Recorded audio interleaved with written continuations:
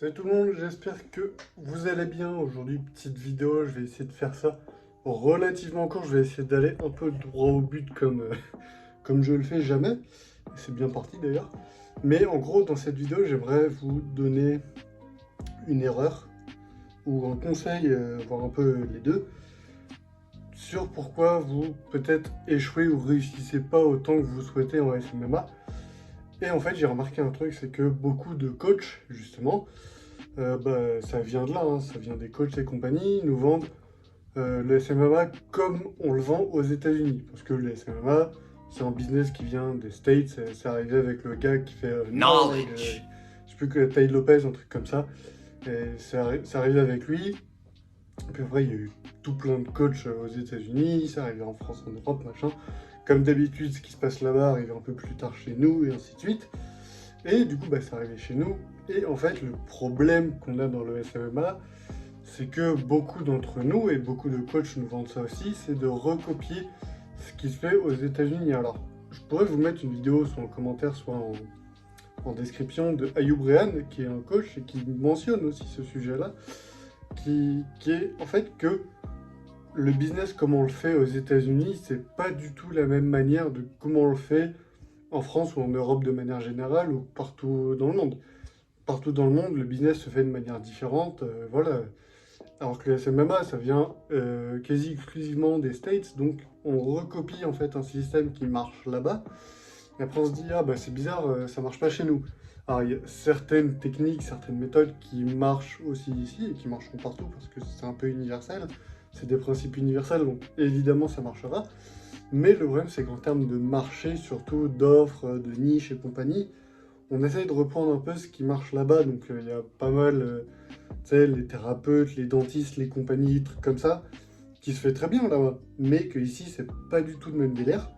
Parce que déjà, c'est beaucoup plus réglementé. Donc tout ce qui est un peu cabinet de médecine, avocat et compagnie, c'est un peu plus réglementé, donc c'est chaud.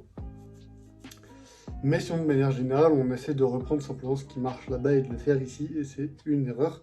Parce que comment on fait du business là-bas, on le fait pas forcément ici. Je sais pas si ça veut dire quelque chose de ma phrase. Mais en gros, ce que je veux dire par là, c'est qu'il faut pas recopier ce qui se fait là-bas pour le faire ici.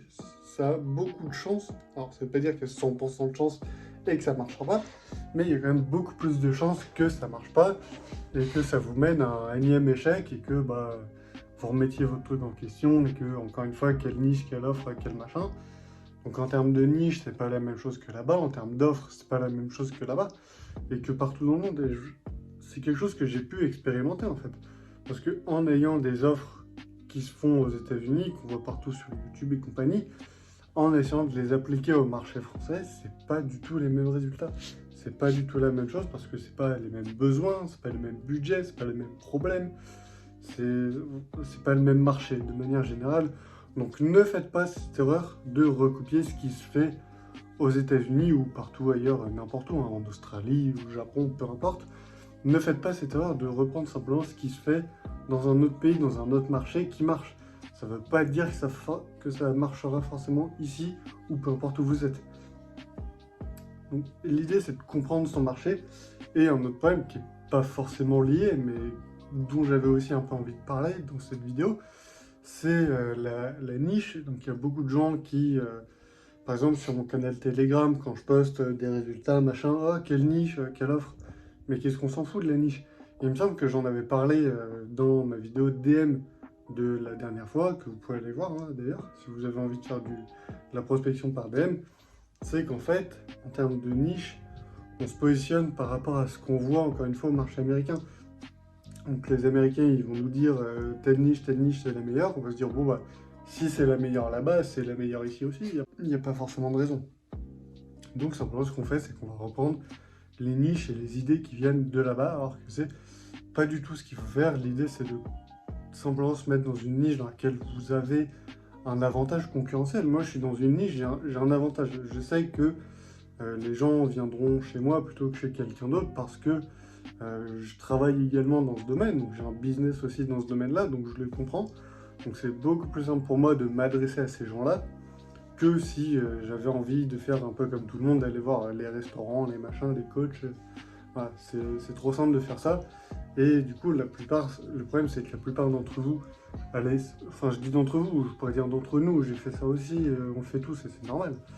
Mais le problème, c'est que la plupart d'entre nous, bon, on va voir une vidéo d'un youtubeur américain, d'un coach, machin, qui nous dit « Oh, les restaurants, c'est une super niche, etc. » Du coup, bah, tout de suite, on va se dire « Ok, bah, je vais aller prospecter les restaurants, je vais leur vendre ci, je vais leur vendre ça. » Sauf que, encore une fois, ce que les coachs sur YouTube, ils proposent, bah, ce ne sera pas du tout la même chose ici, ce ne sera pas du tout la réalité du terrain ici. Donc, simplement, adaptez-vous à votre marché, adaptez-vous à votre audience, aux gens qui ont le genre de problème que vous corrigez. Parce que ça se trouve, vous avez une offre qui corrige un certain problème qui marcherait très bien sur un marché américain, par exemple, mais qui ne marcherait pas du tout sur un marché européen parce que c'est pas du tout la même chose, c'est pas du tout le même problème, c'est pas du tout les mêmes problèmes en fait de manière générale. Donc voilà, ne faites pas cette erreur de choisir un marché, une niche ou quoi que ce soit, juste parce que votre gourou préféré l'a mentionné. Allez dans un endroit que vous connaissez, dans une niche que vous connaissez. S'il y a une niche dans laquelle vous avez un avantage concurrentiel, mais foncez, allez-y direct. Et même si le gourou il va pas en parler parce que c'est pas une niche de ouf, qu'est-ce qu'on s'en fout? Il y a de l'argent à se faire dans toutes les niches de toute façon. Donc si vous avez un avantage concurrentiel par rapport à vos concurrents ou quoi que ce soit sur une certaine niche, un certain marché, mais allez-y et adaptez vos offres, tout simplement. Les offres high ticket, c'est très américain. Je dis pas que ça marche pas en France, mais il faut être très très bien positionné, il faut très bien marketer son truc pour que ça marche. Et là aux États-Unis, bah oui, enfin tu me diras, faut aussi bien le marketer. Mais c'est beaucoup plus simple de vendre ça aux États-Unis ou en Amérique de manière générale, et encore quoique, peut-être en Amérique du Sud, ça peut pas être forcément le cas. Mais en Amérique du Nord, pourquoi pas. Mais en Europe, le high ticket, c'est possible, mais ce sera beaucoup moins simple. Donc voilà, c'est un peu ce que je voulais vous transmettre à travers cette vidéo, c'est faites gaffe, de toute façon, de manière générale, hein, ça je pourrais le dire dans toutes les vidéos, faites gaffe à ce que vous disent vos gourous. La seule chose au final qu'ils s'attendent de vous, c'est que vous achetiez leur formation. Donc voilà, il n'y a pas de miracle à attendre, même si, encore une fois, il y a de très bonnes informations à aller chercher sur leur chaîne YouTube, sur leur contenu gratuit, etc., évidemment. Mais ne vous fiez pas à tout ce qu'on peut vous raconter. Et c'est Benjamin Gassi qui en avait parlé sur sa chaîne YouTube, je ne sais pas si ça vous dit quelque chose, mais qui a dit que vous devez être sceptique. Et c'est bien d'être sceptique en business, de quand on vous dit quelque chose, de ne pas forcément directement le prendre pour acquis, de peut-être se méfier au début, voir un peu ce qu'il en est, et après dire « Ok, d'accord, t'as raison, ça marche, machin », ou dire « Bah non, tu dis de la merde ». Donc l'idée, c'est de quand même se méfier de ce qu'on vous dit, même si moi je vous raconte un truc, méfiez-vous. Prenez pas tout pour acquis, prenez pas tout ce qu'on vous raconte pour acquis, testez-le par vous-même et mettez les choses en place avant de croire quelqu'un. Voilà, c'est tout simple. Donc que ce soit dans le business ou dans la vraie vie de manière générale, soyez un bon sceptique. Donc ça ne veut pas dire méfiez-vous de tout comme la peste, machin. Soyez un bon sceptique de manière générale, mais voilà, soyez-en un quand même et méfiez-vous un peu de tout ce qu'on peut vous raconter. Et par rapport aux niches et au marché, adaptez-vous et faites en fonction de vos préférences et vos avantages concurrentiels. Et ça, je suis sûr que vous en avez. Et encore une fois, c'est pas parce que votre gourou préféré vous dit la niche des restaurants, la niche des infopreneurs, machin, que c'est forcément là où vous devez aller, parce que tout le monde ira là-bas. Et du coup, ce sera directement saturé. Et en plus de ça, ce sera saturé d'incompétences. Et c'est ça aujourd'hui le problème majeur du SMMA.